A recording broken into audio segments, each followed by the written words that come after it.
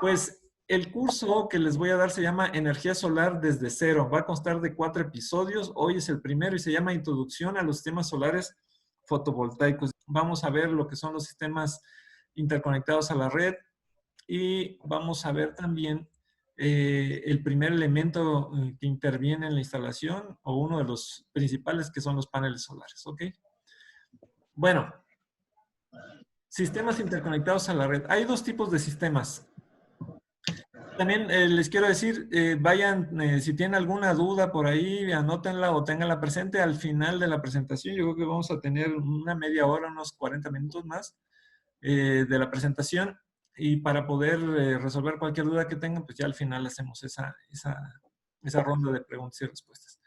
Ok, la clasificación de los sistemas solares fotovoltaicos está enfocada a los sistemas interconectados a la red y los sistemas autónomos. En esta ocasión vamos a ver los sistemas interconectados a la red, pero les voy a platicar un poquito de los autónomos.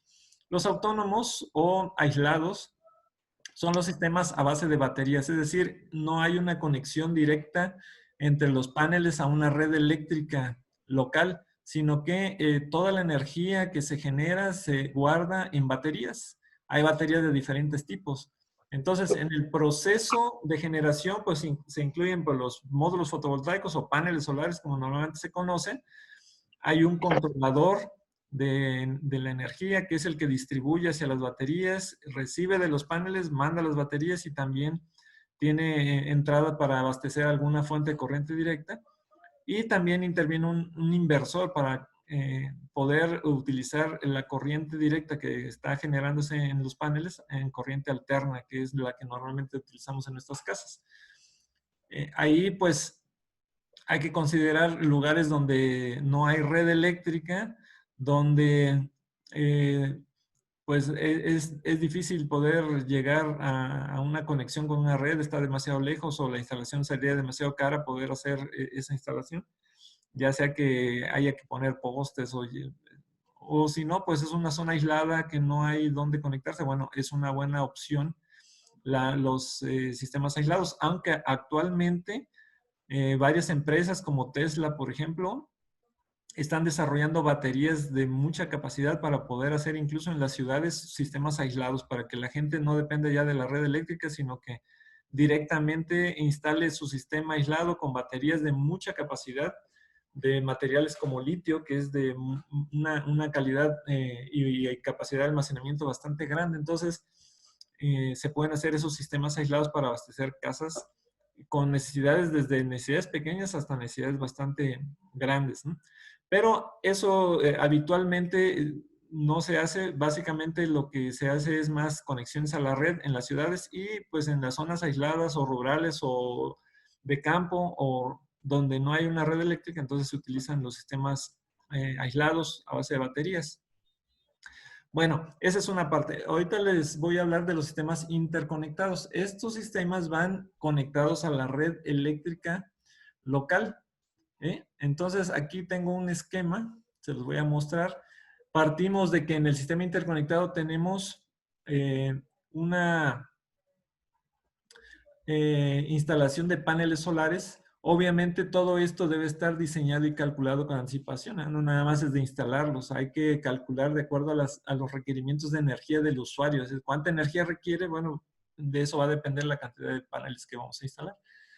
Bueno, normalmente los paneles, voy a sacar aquí un lapicito para, ya me adelanté, para irles mostrando. A ver, el lapicito.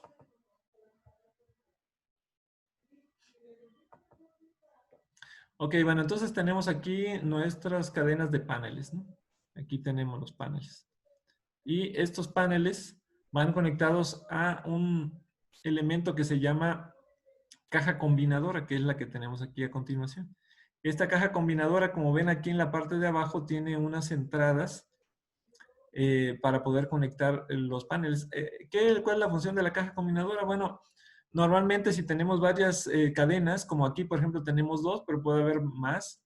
De cada cadena pues tenemos dos cables, el positivo y el negativo. Y si nosotros tuviéramos 10 cadenas, bueno, entonces tendríamos 20 cables que sería una cantidad de cableado bastante amplia. Entonces, lo que hacemos en la caja combinadora es que todo ese cableado llega aquí y posteriormente podemos salir hacia el inversor central solamente con el cable del positivo y negativo, obviamente a un calibre mayor para poder distribuir toda la corriente que se va a manejar en el sistema. Entonces, básicamente la caja combinadora lo que hace es ayudarnos a ordenar nuestros circuitos para no tener un excesivo uso de cableado en todo el sistema. Así es que simplemente de las cadenas de paneles que salimos en corriente directa, llegamos a una caja combinadora. En esta caja combinadora tenemos protecciones porque siempre debemos de proteger nuestros circuitos.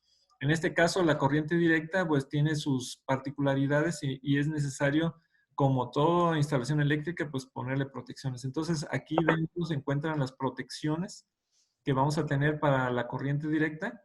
Dependiendo del tamaño del sistema, la normatividad, bueno, aquí en México establece que las protecciones, dependiendo, por ejemplo, de 3 cadenas en adelante, se deben de utilizar diferentes sistemas de protección, como pueden ser los diodos de bloqueo, los fusibles, el seccionador y los apartarrayos, ¿no? Cada uno cumple una función específica dentro del sistema.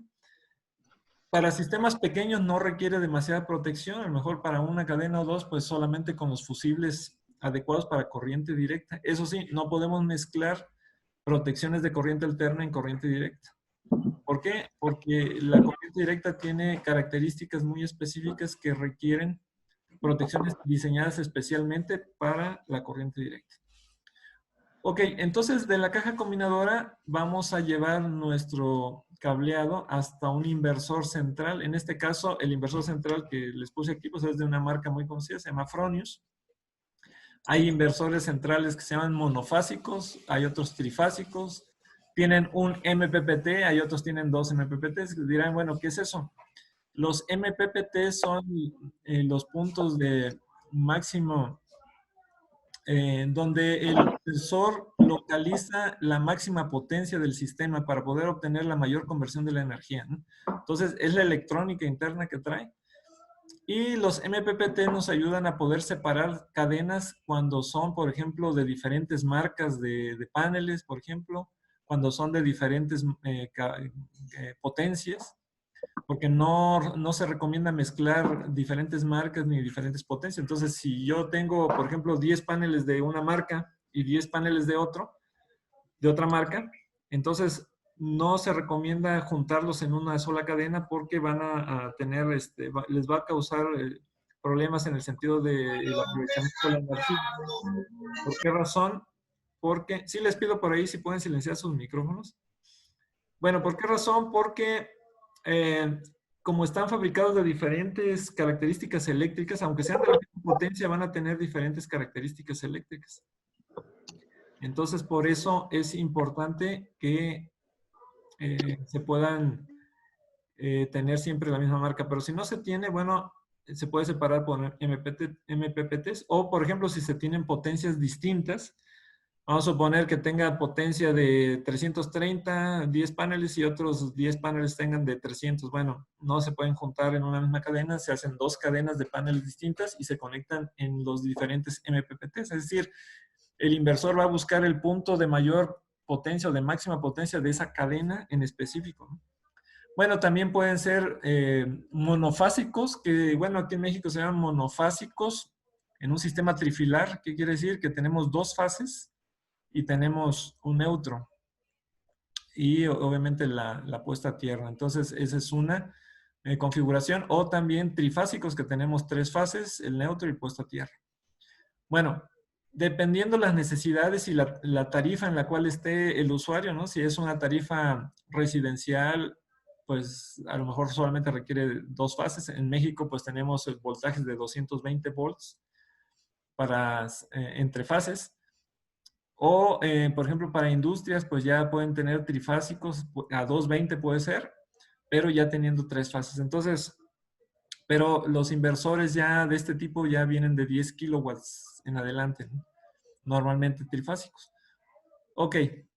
Bueno, del inversor central pasamos a un punto de interconexión. Aquí ya el inversor cambió la corriente directa a corriente alterna y ya vamos a la instalación de la casa. En este caso, en este punto, ya tenemos un tablero principal en donde nos vamos a interconectar aquí a la red eléctrica con una protección correspondiente, ya sea termomagnética, pero para corriente alterna. En este punto, la energía que viene de los paneles se empieza a consumir al instante si se está utilizando la instalación eléctrica de la casa o del comercio, ¿sí? O sea, lo primero que alimenta nuestra instalación solar es el consumo en ese instante. El resto, es decir, si solamente se consume una parte, el resto se va hacia la red eléctrica, pero antes de pasarse a la red eléctrica hay un dispositivo de medición, un medidor que se llama medidor bidireccional. En ese medidor bidireccional tenemos dos lecturas, la lectura de la generación y la lectura del consumo. Entonces, inyecta el excedente hacia la red y cuando lo requiere de la red entra hacia la casa. ¿Ok? Y entonces, ahí se establece un conteo en ese medidor para determinar, bueno, cuánto va a pagar por la energía el usuario, ¿no? Obviamente, por ejemplo, aunque tenga un sistema solar fotovoltaico, pues la Comisión Federal de Electricidad aquí en México o la compañía suministradora de energía en cualquier país, siempre establece unas tarifas por el uso de sus redes eléctricas de transmisión y de eh, distribución. Entonces, pues hay una cuota que se paga, pero ya sería mínima, ¿no? Comparada con la cantidad grande que tendría que pagar si no tiene sistema fotovoltaico. Bueno, en términos generales, el sistema interconectado a la red con inversor central es el esquema que tiene. Tenemos nuestros paneles, tenemos un elemento que se llama caja combinadora que nos ayuda a tener un mejor arreglo del cableado y también para tener protecciones para las cadenas que estamos conectando. Tenemos un inversor central y que convierte la corriente directa a corriente alterna. Llegamos a un tablero de distribución. Ahí va a alimentar nuestras cargas que estén necesitando o consumiendo energía en ese momento. Y los excedentes los va a mandar a la red eléctrica a través de un medidor el que va a estar midiendo pues todo lo que se está generando y también lo que se está consumiendo en un determinado momento. Recordando que la producción es durante el día, ¿no? Así es que durante la noche, pues nosotros vamos a utilizar energía que viene de la red y al final del bimestre, en este caso en México, o del mes, pues la compañía nos va a decir, bueno, ¿cuánto fue tu producción? ¿Cuánto fue lo que consumiste? Se hace una resta ahí y se establecen los puntos de cobro por parte de la compañía hacia el usuario, ¿no? Ok, bueno, entonces este es un esquema general de un sistema interconectado con inversor central. Ahora, hay otra forma de hacer un sistema fotovoltaico, es a través de microinversores. ¿Qué quiere decir microinversores? Bueno, esta tecnología surgió en base a ver, por ahí le voy a silenciar a alguien que tiene su micrófono abierto, de favor, vamos a cerrarlo, ok. Esta tecnología de los microinversores salió en base a tener el control de panel por panel.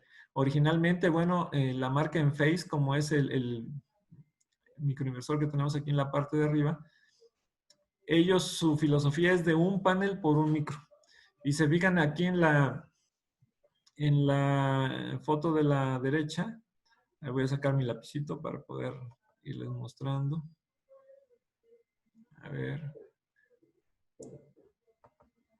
Aquí tenemos un microinversor que es el Enphase. Si se fijan, aquí tenemos un conector. En esta parte están las terminales, se llaman MC4, donde se conectan cada panel, cada módulo fotovoltaico. No hay manera de equivocarse porque ahí tenemos un conector hembra y un conector macho. Igual en el panel, así es que va un macho en una hembra y una hembra en el otro macho. Así es que no hay manera. Y este conector es donde viene la corriente directa. Trae una cejilla donde ingresa el conector hacia el microinversor, de tal manera que no hay manera de equivocarse. O sea, si lo quisieran poner al revés, no entra. Acá se aprecia más la cejilla que traen aquí. Y además va marcando la polaridad, es decir, les marca dónde está el positivo y dónde está el negativo. Y en la parte de acá abajo está la salida del microinversor, que es en corriente alterna. Entonces ahí va otro conector, que tenemos este, aquí. Y este va conectando con el otro microinversor y el otro microinversor, etcétera. Cada marca es distinta, pero normalmente la salida de corriente de un microinversor anda entre 1.21 y 1.5, 1.6 amperes, dependiendo la marca, ¿no? Entonces, cada marca te dice cuál es la cantidad máxima de microinversores que puedes conectar. Ahorita nada más se lo voy a platicar, pero en la siguiente sesión que vamos a tener, vamos a hablar de los microinversores exclusivamente y ahí vamos a ver ya los detalles de cuál es la corriente de salida, cuál es la cantidad máxima, cómo se calculan, cuántos paneles, cuál es la capacidad de cada panel, etcétera, ¿no? Ahorita nada más que entiendan, bueno, que los sistemas interconectados también pueden ser con microinversores.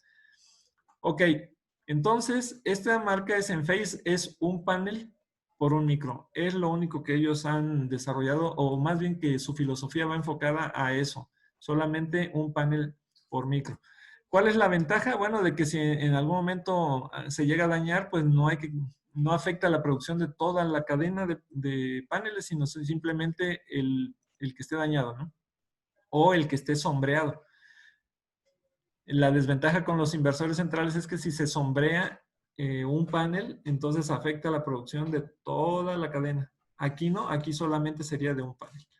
Bueno, hay otras marcas, por ejemplo, el que tenemos aquí, este es de la marca AP Systems. Ellos sacaron una tecnología que puede conectarse hasta 4 paneles con un solo micro. Este modelo en especial es para 4 paneles. Si se fijan, aquí tiene 2 terminales para un panel, después otras 2 para el siguiente, otras 2 para el tercero y otras 2 para el cuarto.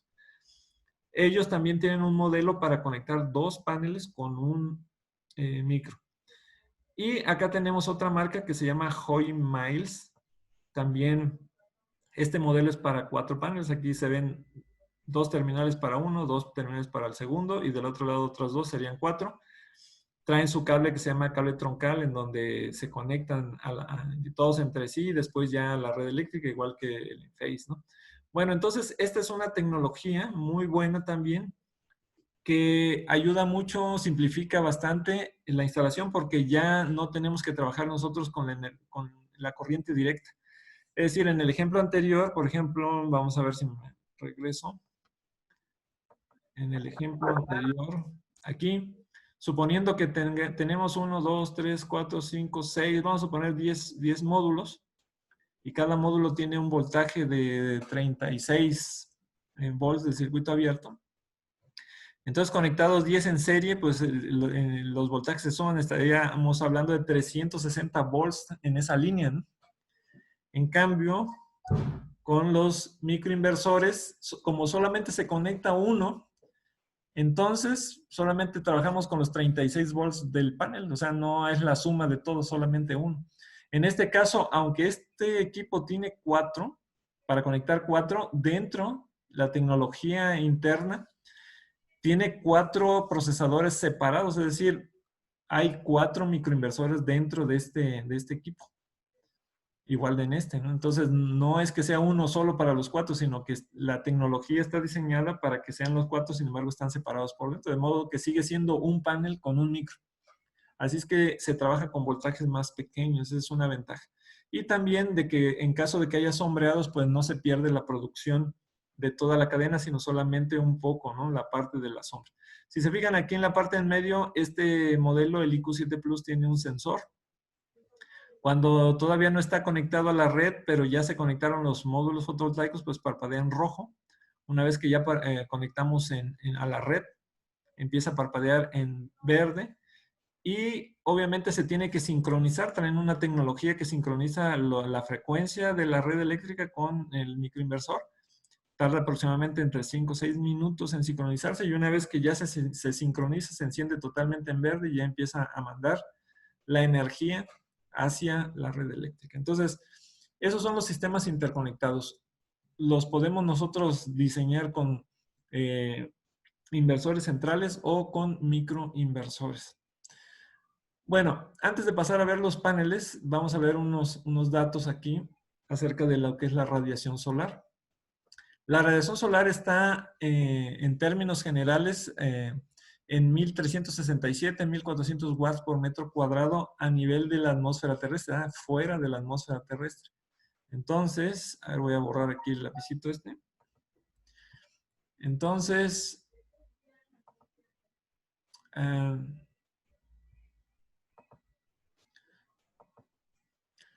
esta radiación tiene que atravesar la atmósfera. A veces hay nubes así de tormenta que va a llover, a veces hay nubes pues blancas de que está nubladito, pues lo que tiene que reflejar, etcétera. Entonces, a nivel de la superficie terrestre y como un dato estándar de medición para lo que son la fabricación de paneles, se ha tomado un dato eh, que va a los 1000 watts por metro cuadrado, es un parámetro. Entonces, a nivel de la superficie terrestre, se considera que la radiación solar mide 1000 watts por metro cuadrado. Es lo que va a incidir, los 1000 watts sobre metro cuadrado y lo que va a incidir sobre nuestra superficie de paneles, ¿no? Si tenemos nubes muy grises de lluvia, pues esa radiación se pierde casi el 90%. Tendríamos de 50 a 150 watts de por metro cuadrado. Si hay nubes claras, pues se pierde también una buena cantidad que se puede medir de 200 a 400 watts por metro cuadrado. ¿Qué les quiero decir con todo esto? Que no vamos a tener el aprovechamiento total de la radiación durante todo el día porque el clima está cambiando continuamente, o sea, se nubla, llueve, hay reflejos, etcétera. Entonces, eso es importante considerarlo porque nuestros paneles, los fabricantes nos dan unas condiciones de fabricación, entre ellas incluyen este valor de los 1000 watts por metro cuadrado, que son pruebas de laboratorio. Y en base a eso, nosotros vamos a definir la capacidad que nosotros necesitamos o la potencia que necesitamos para poder generar cierta cantidad de energía que el usuario requiere. Sin embargo, vamos a tener pérdidas. Eso es muy importante considerarlo. Vamos a tener pérdidas. Por eso lo estoy mencionando. Entonces, la eficiencia global de nuestro sistema tiene pérdidas y anda aproximadamente en el 78.9%. Para fines prácticos, lo manejamos en un 75% de eficiencia, es decir, tenemos un 25% de pérdidas globales, es decir, las pérdidas que se generan en nuestro sistema en base a los paneles.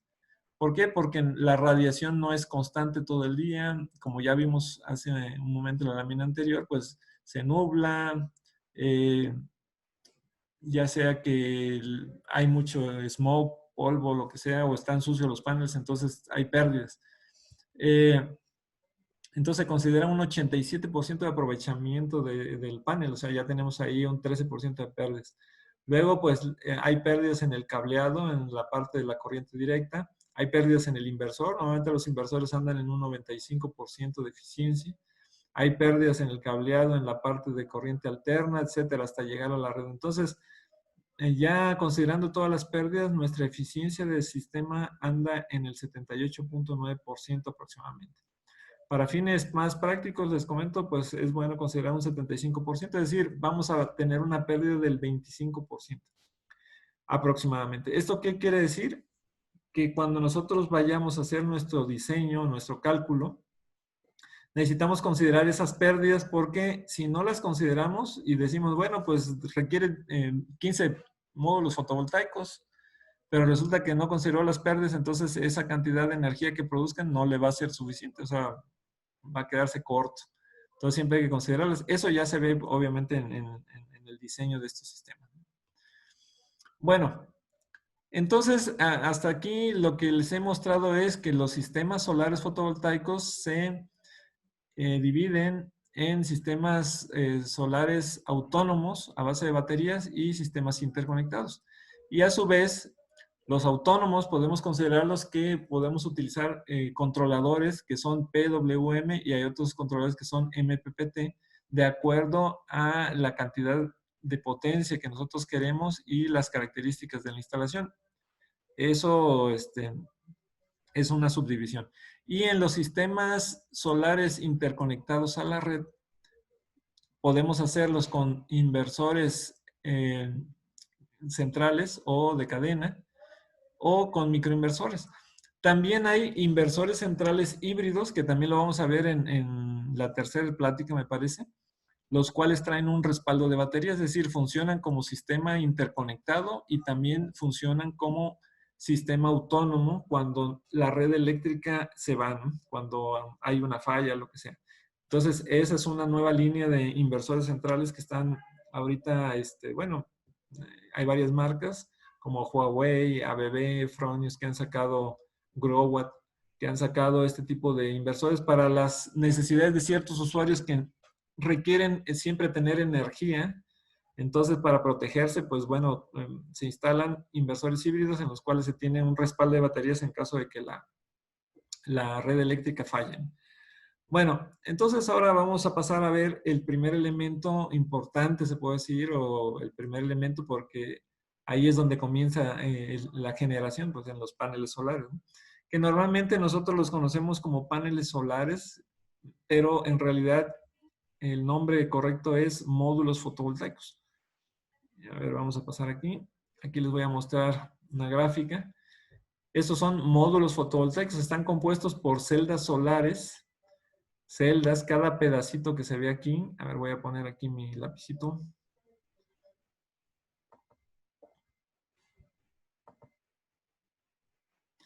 Cada cuadrito o rectángulo que ven aquí es una celda. Entonces, nuestro módulo fotovoltaico está compuesto por una cantidad determinada de celdas.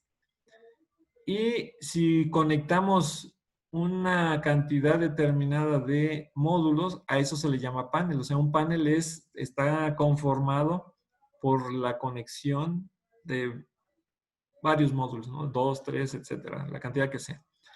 Bueno, entonces, pero normalmente la gente no conoce estos elementos como módulos fotovoltaicos, como que es un nombre que no asocian mucho, pero cuando dicen panel solar, bueno, fácilmente lo asocian. Bueno, aquí tenemos les quería presentar esta gráfica. Los que venden equipo solar, bueno, venden de diferentes marcas. Aquí tenemos una marca que se llama Axitec. Hay otra que se llama Canadian Solar, Jinko, Suntec. Hay otras marcas como GCL, como Huawei también hace paneles, SolarEver. Hay otras, por ejemplo, Serafín, o sea, hay una infinidad de paneles. Si se fijan, estos son en cierta medida como de la nueva generación. Ven aquí que hay una división aquí a la mitad en estos modelos. Estos son los nuevos paneles que se llaman half self, o sea, en inglés, en español es como media celda, ¿no? Entonces, están compuestos de la mitad de celda hasta la mitad del panel y luego la otra mitad. Normalmente el número de celdas que se fabrican en términos generales, bueno, de 36 celdas, de 60 celdas, de 72 celdas, de 96 celdas, y ahora estos que son de 144 celdas. ¿Cuál es la diferencia de estos? Bueno, cuando hay un sombreado y el panel es de una sola pieza, entonces afecta a todo el panel. En este caso, en estos modelos, cuando está a la mitad, si se sombrea una parte, solamente se afecta esa sección y la demás sigue trabajando normalmente. Entonces, es una tecnología que acaban de implementar, pues en varios modelos ya lo están haciendo, como la Axitec, Canadian Solar, Jinko, Suntec, que son muy buenas marcas. Y aquí abajo, pues les quise anotar esta gráfica porque vienen varias potencias, ¿no? Y varias características.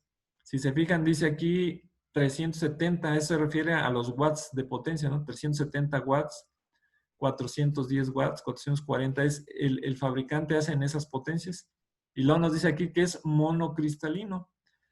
Normalmente los módulos fotovoltaicos están fabricados en silicio, que es uno de los materiales pues más comunes para la fabricación de paneles solares o de módulos fotovoltaicos.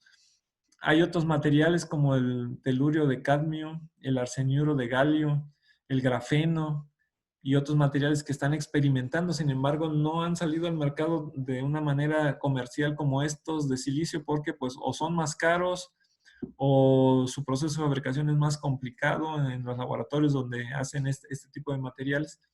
En cambio, el silicio pues es un material abundante y pues en costos es más económico que otros materiales. Entonces, monocristalino se refiere cuando es más puro el silicio, no está mezclado con otras, no tiene impurezas, entonces hacen celdas que se llaman monocristalinos, es un solo cristal. Y hay otros que se llaman policristalinos, son lingotes de silicio que tienen algunas impurezas. Las diferencias son que, por ejemplo, los monocristalinos tienen, aquí se ven unas secciones blancas, ¿no? En realidad, no es, esa parte blanca es la parte de los, la fabricación del panel, por ejemplo, en la parte de enfrente trae un cristal templado, tiene las celdas, luego tiene un material que se llama EVA, etil vinil acetato, que es transparente, que sirve como aglutinante para poder mantener las celdas con cierta resistencia térmica. Entonces, eh, después en la parte de atrás llevan otro plástico que se llama Tedlar, que es blanco, es una capa blanca, entonces ese blanco es el que se transparenta ahí. Lo que pasa es que aquí las celdas, como los lingotes son redondos, cuando sacan las celdas, las esquinas, o sea, el lingote sale sin esquinas, ¿no? O la celda sale sin esquinas debido a la forma del lingote. Por eso es que se ven blancas. Cuando son policristalinos, como el que tenemos acá, el lingote es rectangular y entonces salen bien rectangulares las celditas. Y esa es una forma de diferenciarlo. Aparte, el color es más azul intenso en el monocristalino y el policristalino pues tiene algunas características de diferentes tonalidades, ¿no? Bueno, entonces esa tecnología Half Self es lo que ayuda mucho para mejorar y obtener una mejor captación de energía en cada panel. También hay otra modalidad que se llama PERC. A veces escuchamos, por ejemplo, 370 monoperc, ¿no? O poli. Puede ser monocristalino o policristalino. PERC significa que adicional a las capas que ya les mencioné, es decir, los fabricantes le ponen una capa de cristal templado, le ponen el EVA, le ponen pues las celdas, le ponen el teslar, pero aparte al final le ponen otra capa que ese es el PERC, que obviamente tiene un significado.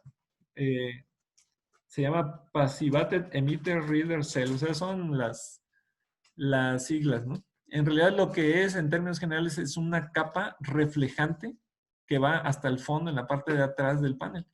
De modo que cuando atraviesa los rayos del sol le dan a las celdas y atraviesa el sobrante, digamos, de luz que logró atravesar por las celdas, llega a la capa que está en la parte de atrás y la regresa, la refleja nuevamente hacia las celdas. Entonces se aprovecha esa cantidad de energía o de fotones que llegaron a la celda y que no se aprovecharon en el primer momento, se aprovechan en el segundo a través del reflejo de esa capa.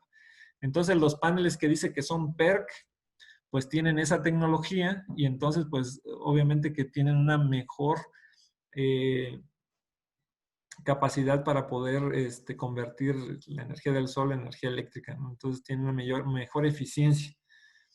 Así es, entonces que los modelos más viejitos. Por eso cuando se hace un proyecto, pues a veces dices, bueno, pues está más barato o está más económico, pero no siempre lo barato quiere decir que es lo mejor, ¿no? O sea, a veces son más económicos porque no traen la tecnología que traen los que son un poquito más caros. Sin embargo, se va a aprovechar mejor la energía con tecnologías como la PERC o esta de la HALCEP, la media celda, ¿no? Bueno, ahorita ya les mostré en términos generales. Vamos a analizar unas fichas técnicas para que vean lo que es las características eléctricas, cómo el fabricante nos dice, de acuerdo a sus pruebas de laboratorio, pues cómo va a funcionar su panel. Entonces voy a compartir la pantalla de unas, a ver, ya se me trabó aquí déjenme salir aquí nada más. Me trabó la presentación, pero yo creo que ya ahorita ya sale. A ver, aquí está. Ok. Bueno, les voy a compartir unas fichas técnicas. A ver si las encuentro por acá.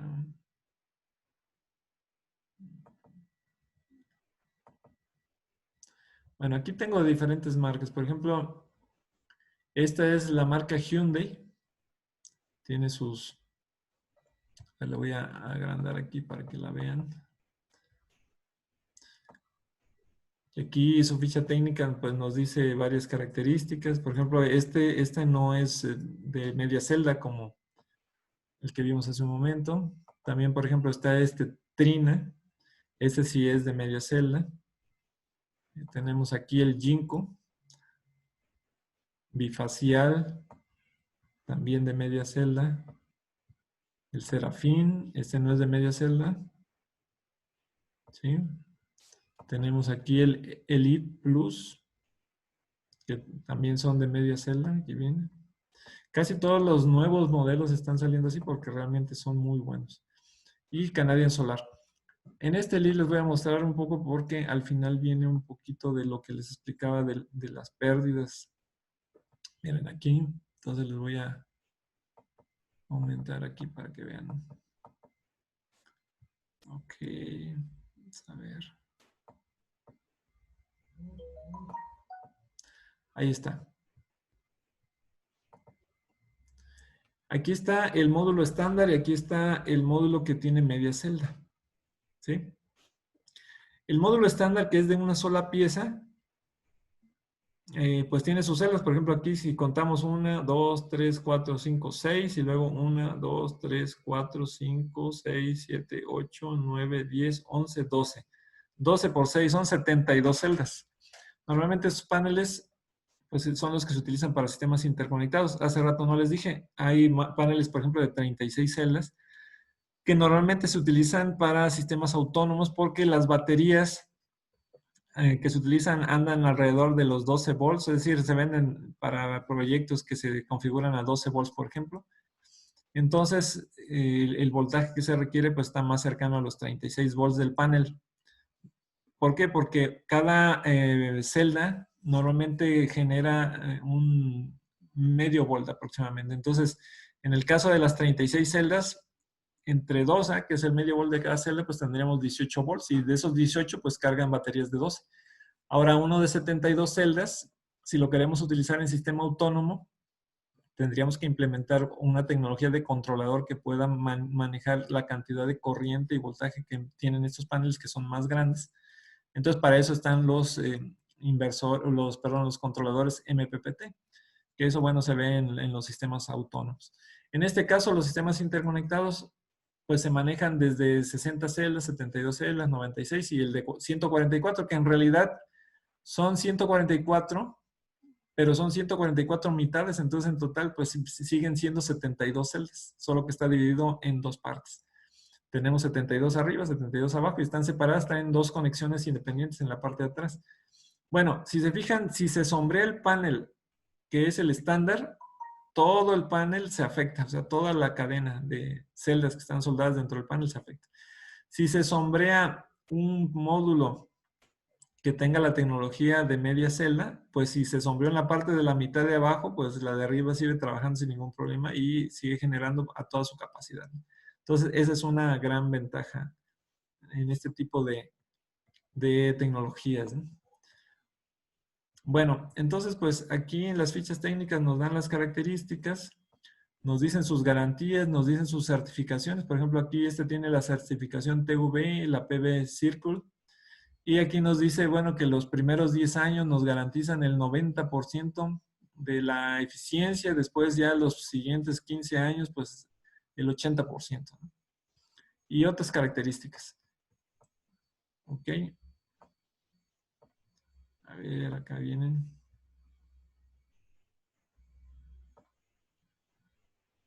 Y ya el fabricante nos da diferentes características. Esta es la curva corriente voltaje y también la curva corriente voltaje relacionada con la irradiación, con la cantidad de watts por metro cuadrado que tenemos durante el día y también la gráfica de corriente y voltaje comparada con la temperatura. Pero bueno, vamos a ver otro modelo que esté un poquito mejor la gráfica porque ahí está muy tenue, no se va a alcanzar a ver. Vamos a ver si aquí en este Canadian. Entonces vamos a ver. Normalmente Canadian es una muy buena marca. Este es de media celda. Aquí nos dice que van de potencias de 395 watts hasta 415. Actualmente están saliendo diferentes cantidades de potencias muy grandes. Hasta hace unos 5 o 6 años, lo máximo que había eran 250 watts de potencia. Después ya surgieron los de 260, 275, 280 y fueron subiendo hasta 300, 330, que son los que se utilizaban, 345, 370, 380, 385, 400. Ahorita ya hay 410, 415, 440.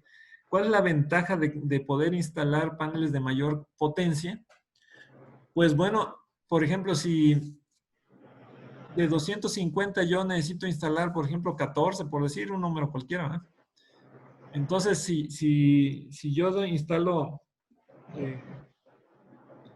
ver, voy a hacer aquí una pequeña cuenta. Por ejemplo, si fueran de 250 por 14, me da 3.5 kilowatts.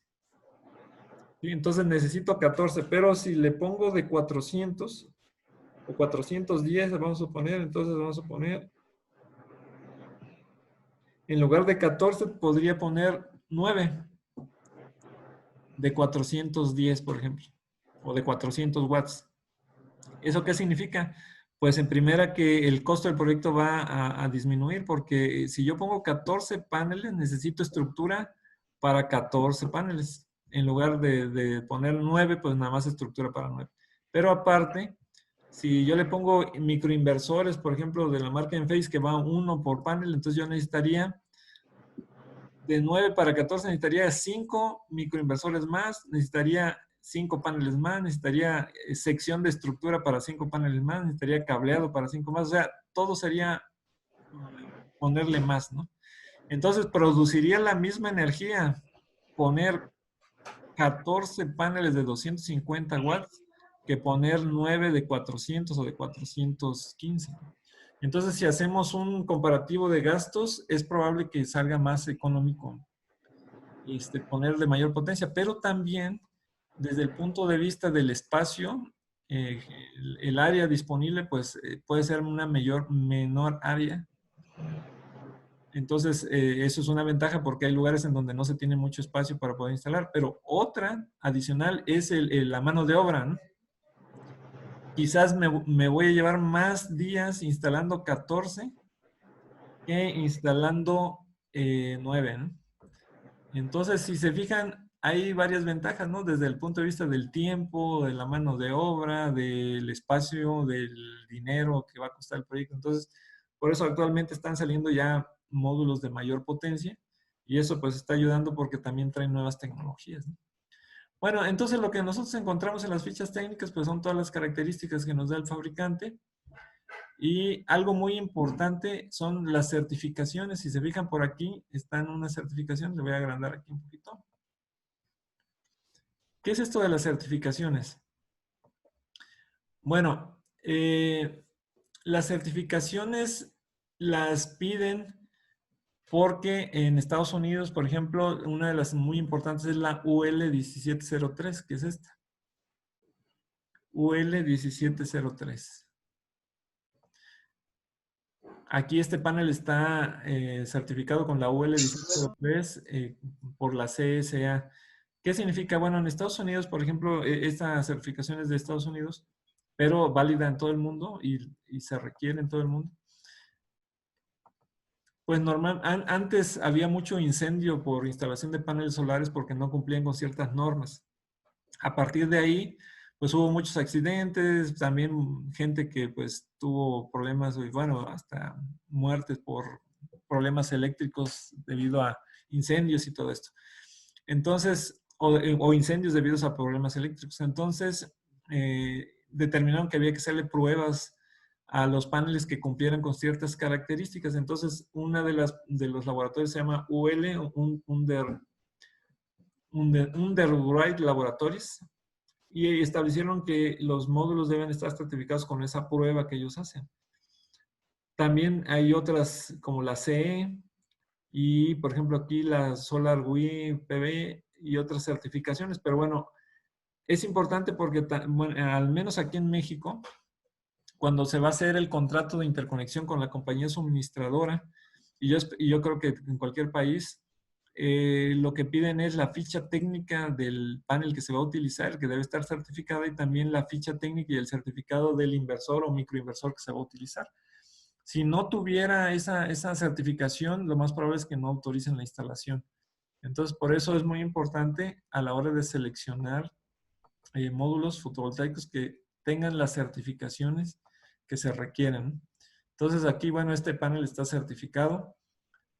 También, pues vienen las características mecánicas. Aquí nos dice cuáles son las dimensiones. A ver, aquí la voy a ampliar. Nos dice cuánto mide de ancho, cuánto mide de alto. Y las características de montaje. Por ejemplo, traen el grounding hole, que es la perforación para poder ponerlo a tierra, puesta a tierra del panel. Trae sus conectores.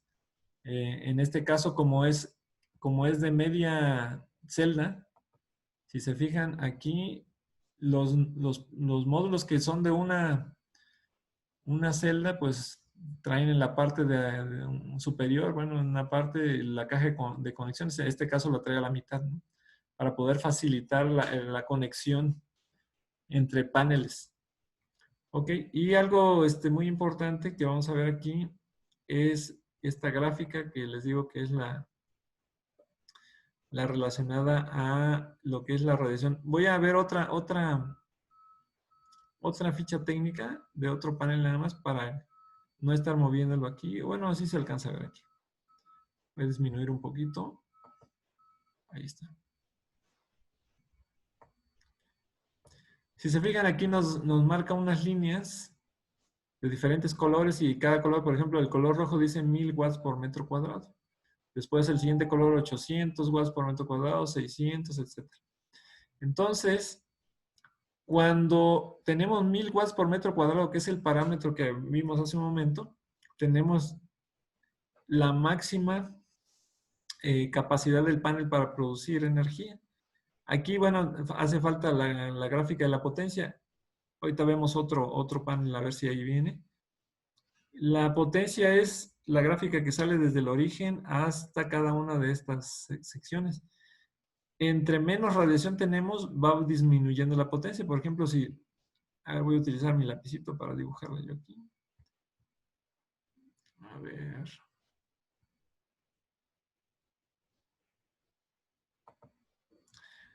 Por ejemplo, para la primera sería, no salió un poquito más chueca, pero bueno. Esa sería la gráfica de su potencia, ¿no? Quiere decir que tiene la máxima potencia cuando tenemos los 1000 watts, pero por ejemplo, cuando tenemos 200 watts por metro cuadrado, entonces nuestra potencia anda aquí. ¿Sí? ¿Qué quiere decir? Que cuando tenemos mucha radiación solar, llegamos hasta los 1000, bueno, tenemos un sistema que está produciendo bastante. Casi a su potencia, aunque siempre vamos a tener pérdidas. Pero si la radiación baja a 200, por ejemplo, un día nublado, o cuando es temprano, como las 8 o 9 de la mañana, que apenas va saliendo sol, o en la tarde que ya se está ocultando, entonces la producción baja. Por eso cuando vamos a hacer nuestro cálculo, debemos de considerar no todas las horas del día, sino solamente la hora solar pico de la localidad. Es decir, hay un número de horas que ya están establecidas en base a diferentes estudios que han hecho, estadísticos de mucho tiempo, en el cual determinan que, por ejemplo, de las 12 horas, por ejemplo, de luz de sol que pudiera haber en una región, solamente, por decir algo, 5 horas son las que se tendrían 1000 watts por metro cuadrado. Entonces, para hacer el cálculo no vamos a considerar 12 horas, vamos a considerar solamente las 5 horas. Cada región varía de hora solar. Hay una aplicación que se llama Solar Radiation Finder, que la pueden instalar en su teléfono y ahí pueden ver de cada parte del mundo, cualquier lugar que quieran, ahí les puede decir cuál es la hora solar de cada zona.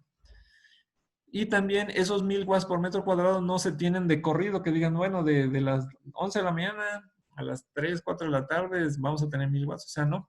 Está cambiando. O sea, tenemos 1000, después tenemos 800, después tenemos 600, después tenemos 200, dependiendo cómo esté el clima. Es decir, si se nubla, si se despeja, si hay lluvias, etcétera. Entonces, está cambiando. Por eso es que hace un momento veíamos que la eficiencia global del sistema anda en el 75%, es decir, vamos a tener un 25% de pérdidas que tenemos que compensarlas a la hora del cálculo que nosotros hacemos en el diseño de un sistema.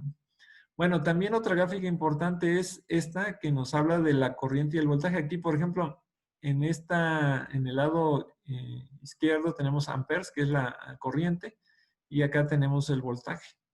¿Sí? Entonces, tenemos la mayor cantidad de corriente cuando tenemos mayor radiación y entre menor radiación baja la corriente. El voltaje se mantiene más o menos igual.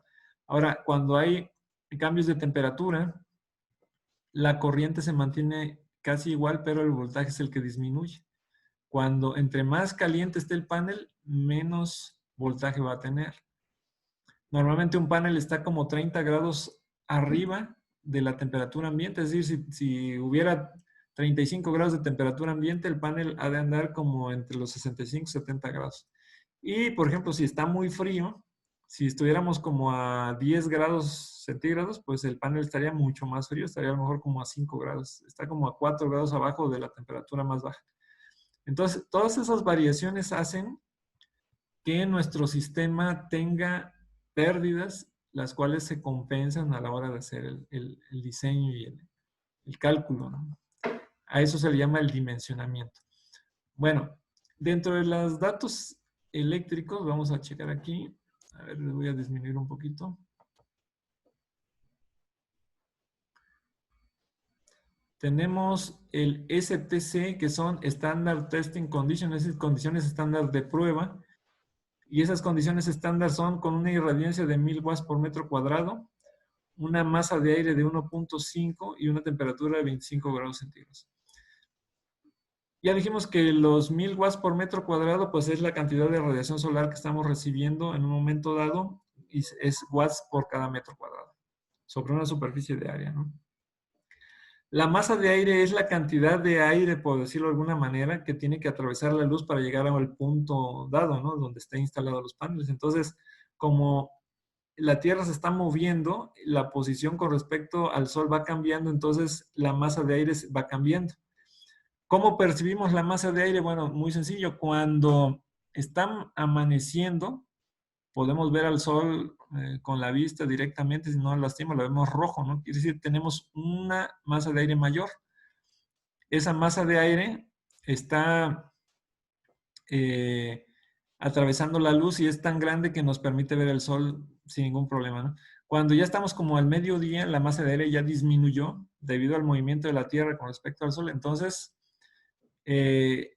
ya varió ese valor y después en el atardecer otra vez tenemos más masa de aire. Entonces, como promedio o un parámetro base, los fabricantes lo utilizan como 1.5 de masa de aire para sacar las características eléctricas del laboratorio de su módulo, ¿no? Y la temperatura base de 25 grados centígrados, que en realidad es difícil que se mantengan 25 grados centígrados durante todo el día, ¿no? Entonces, como estas condiciones no se mantienen durante el día, muchos de los datos eléctricos que vamos a tener aquí, pues los vamos a tener variando durante el día. Por eso es que no está garantizado al 100% esos valores, a menos que tengamos estas condiciones que son propiamente de laboratorio, ¿no? Entonces, las características más importantes de nuestro panel eléctricas pues son la potencia. En este caso, pues este panel pues es de 395, de 400, 405, tiene de varias, ¿no? El voltaje de máxima potencia, que es cuando ya está trabajando a lo máximo el panel, tenemos el voltaje de máxima potencia. Después tenemos la corriente de máxima potencia, es decir, la corriente de máxima potencia y el voltaje de máxima potencia nos dan la potencia máxima del sistema, ¿sí? También tenemos el voltaje de circuito abierto, que es el máximo voltaje que tenemos en nuestro panel sin conectarlo.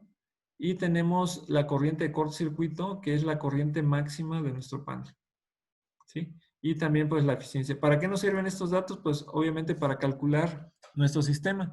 Por ejemplo, necesitamos calcular el calibre de los conductores, entonces necesitamos saber cuál va a ser la corriente máxima que va a circular a través de los conductores. Obviamente también en el cálculo hay que considerar, para no utilizar el total de la capacidad del cable, siempre la norma establece un 25% adicional, es decir, para que no lleve más del 80% de su capacidad. Y también hay que considerar factores como agrupamiento, es decir, cuántos cables van a ir en una canalización, factor solar, si la tubería o la canalización va a estar pegada a la losa, si se va a estar calentando, etcétera, ¿no? Y también lo que es el factor temperatura, el temperatura ambiente. Todos esos factores van a cambiar las características de conducción de nuestros cables. Entonces, estos datos eléctricos nos sirven precisamente para calcular. Por ejemplo, si conecto en serie y son paneles que tienen, por ejemplo, este de 415 que tiene 39.3 volts, perdón, el de circuito abierto que es 47.8. Entonces, si conecto 10, pues voy a tener 478 volts de corriente directa circulando por ese conductor. Entonces, tengo que calcular cuál va a ser la capacidad de mi conductor para que no tenga problemas eléctricos. Entonces, todos estos datos me ayudan mucho en el diseño. Bueno, hay otra que se llama, el datos eléctricos se llama, bueno, aquí dice MOD,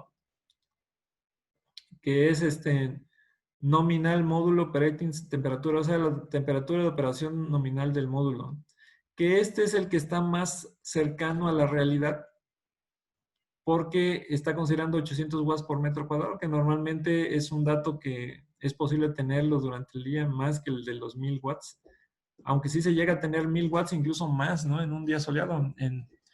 Estuvimos haciendo una instalación de práctica y en esa instalación llegamos a tener arriba de los 1000 watts por metro cuadrado de radiación y en un curso en el que estábamos impartiendo y realmente medíamos y sí sobrepasaba en un día muy soleado, muy despejado. Entonces sí se puede llegar, ¿no? Pero bueno, estos son datos más acercados a la realidad en relación a las posibles potencias que tengamos nosotros y por las pérdidas que podamos tener. Entonces, eso es muy importante estudiarlo en nuestros paneles. Todos los paneles lo traen, por ejemplo, que es de la marca Serafin, pues aquí tiene sus certificaciones también. Lo voy a acercar aquí, miren, aquí vienen todas las certificaciones que tiene. La TV, la CE, aquí hay otra, la CSA, que es la UL, y etcétera, ¿no? Porque están para que puedan funcionar o que puedan aplicarse en cualquier parte del mundo propiamente, ¿no? Son certificaciones que se pueden aplicar a cualquier parte del mundo. Bueno, y pues los demás datos que les comenté, todas las fichas técnicas lo tienen. Lo que es la parte eléctrica, las condiciones estándar, el STC, las condiciones NOCT, la parte de las características mecánicas, obviamente para ver las dimensiones. Si se fijan, por ejemplo, aquí vamos a ampliar un poquito.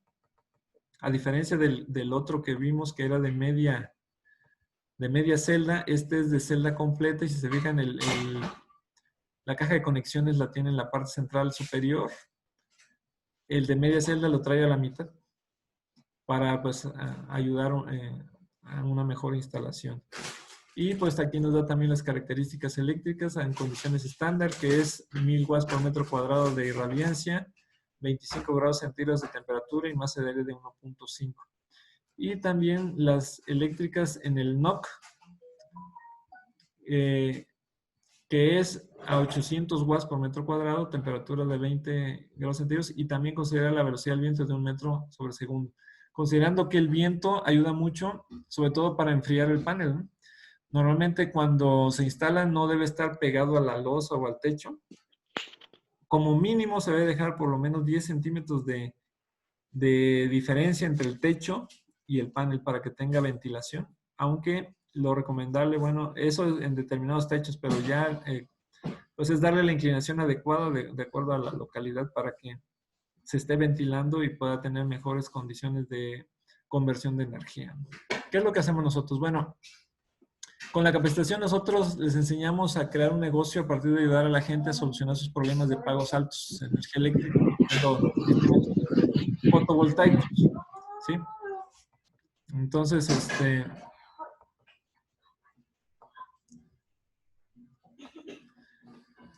algunos pues necesitan actualizar sus conocimientos, a lo mejor ya se dedican a esto, bueno, voy a actualizarme. Otras personas quisieron instalar en su casa o pues estar preparados para buscar un empleo en alguna empresa de energía solar, o si ya tienen una actividad laboral que tenga aplicación a la energía eléctrica, bueno, poder agregarlo a su actividad laboral. Eh, Pueden poner su negocio, vender equipo, hacer la instalación física. En términos generales es generar ingresos, ¿no? Los cursos que nosotros damos pues están registrados en la Secretaría del Trabajo y Previsión Social, tienen un valor curricular y pues se les da un diploma con valor curricular y el formato de habilidades laborales de C3, bueno, que aquí en México es muy requerido. Los cursos los encuentran en solesis.com, como ya les mencioné. Y una ventaja es que los pueden estudiar a su tiempo y a su ritmo, es decir, en el tiempo que ustedes tengan disponible, y lo pueden repetir las veces que lo requieran. Bueno, en especial les voy a hablar de Solflix. ¿Qué es la Academia del Instalador Solar desde Cero, Solflix? Pues es una academia donde al inscribirse ustedes toman un curso, y ese curso lo vemos en 5 meses. Se va teniendo una clase por semana, separada por unidades, así como les mostré hace un momento, que van recibiendo un video, y en 5 meses ya vieron todo el curso. Y eso también les facilita porque les da tiempo de asimilar pues los contenidos, ¿no? No tienen que ver todo a la vez, sino que van viendo uno por semana, lo analizan, tienen acceso en cualquier momento, lo pueden repetir, y además tienen una asesoría en vivo conmigo. Después de un mes que han visto ya 4 videos, pues anotan sus dudas y después nos conectamos así como estamos conectados ahorita, y posteriormente pues vemos todas sus dudas y los vamos aclarando. También, bueno, vamos viendo ejercicios, ya sea con recibos de los que les voy mostrando. Utilizan algunas aplicaciones como la Solar Radiation Finder para poder encontrar datos como la hora solar, por ejemplo, y material adicional de lectura para que vayan incrementando pues su conocimiento en esa área. Algo muy importante es que no hay permanencia voluntaria, ¿no? Si alguien se inscribe, por ejemplo, y al mes dice, no, pues ya no quiero seguir, bueno, pues se sale, simplemente no tiene que seguir, ¿no? Obviamente no se lo recomiendo porque no sirve de nada empezar algo y no terminarlo, pero bueno, tiene esa posibilidad. Y al final puede obtener un diploma con valor curricular y el formato de habilidades laborales de C3. Yo les doy una garantía, y hasta el momento, pues gracias a Dios nadie me la ha reclamado porque estoy seguro de lo que les enseñamos. Yo les digo, si al terminar el curso no estuvieras satisfecho con lo que te enseñé, me dices y se te devuelve todo tu dinero. Así es que esa es una garantía. No tiene nada que perder, sino que dices, bueno, pues voy a tomar el curso, y realmente ahí van a ver que todo lo que se les enseña es directo al grano, o sea, sin tanta paja, sin decirles cosas que a lo mejor no van a utilizar. O sea, vamos directo a lo que es el conocimiento práctico que les va a ayudar a hacer instalación. Aquí está mi contacto. Soy Ángel Solís, el WhatsApp. Se pueden comunicar conmigo, manden un mensaje. Los que tengan interés,